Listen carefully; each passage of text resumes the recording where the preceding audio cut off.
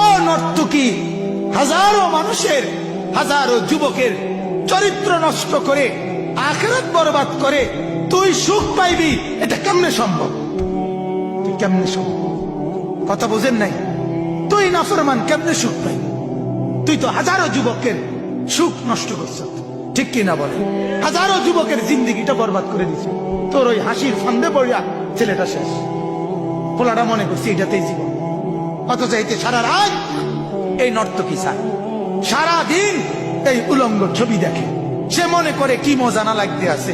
আসলে তো তার জীবনটা সুন্দর একটা জ্বালানো বাতি ধীরে ধীরে ক্ষয় ক্ষয় শেষ হয়ে যাচ্ছে। হাতে ধরে সুন্দর একটা যৌবন, হাতে ধরে তাগড়া একটা জওয়ানি শেষ হয়ে শেষ হয়ে।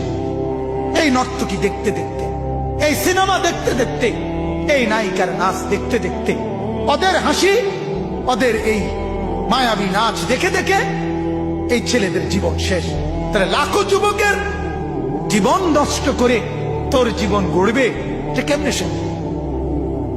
কথা বলে কিভাবে সম্ভব? কিভাবে সুখ পাবা? হাজার মানুষের ঘরে আগুন লাগাইয়া তুমি সুখে ঘুমাইবা, এটা কিভাবে সম্ভব? কিভাবে সম্ভব? এজন্য বাপ, প্রথম কথা হলো 10 জন হোক, আমি 2 জন আল্লাহর বান্দার কাছেও বলতে রাজি। আমার এটা আপনারা জানেন, আমার তবিয়ত, আমি কোনোদিন সংখ্যা গুণে ওয়াজ করি না, সংখ্যা গুই না, শ্রোতার পরিমাণ হিসাব করে আমার জিন্দিগি। আজ আমার এই তিল তিল করে বলে যাওয়ার বয়স প্রায় 17-18 বছর। আমি নিজেও ভাবতে অবাক লাগে, 16-17 বছরের উপরে হয়ে গেছে। এই তো সেদিন আমার মনে হয় এখনো, এই তো কয়দিন আগেও সোনাকান্দা থেকে কত আমি হাইটা আসছি, রিক্সায় আইছি। আজ আমার জিন্দিগির এই কর্মের, আল্লাহর কথা বলার এই সময়টাও 16-17 বছর পার হয়েছে।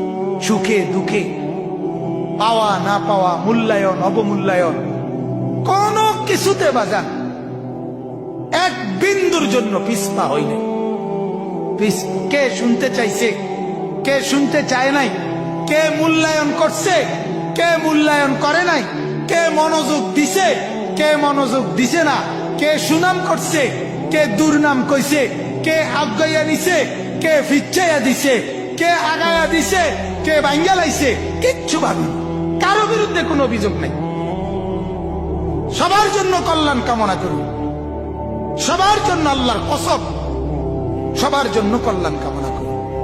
আজ এই বয়সে এসে এখন অনুভব করি, একেবারে দিল থেকে অনুভব করি, যার কারো প্রতি কোনো বিদ্বেষ নাই, সবার জন্য চাই আমি যেন সবাইকে নিয়ে, অথবা আমি যেন সবার সাথে একত্রে যেন জান্নাতি। ভাই, আপনারা জান্নাতে হইলে আমাকে সাথে নিয়েন, অথবা আমি জান্নাতি হইলে চাইবো আমি আপনাদেরকে সাথে নিয়ে যাই। একটা ভাবে আপনাদের সাথে আমি, আমার সাথে আপনারা মিলেমিশে আমরা সবাই যেন হই জান্নাতি।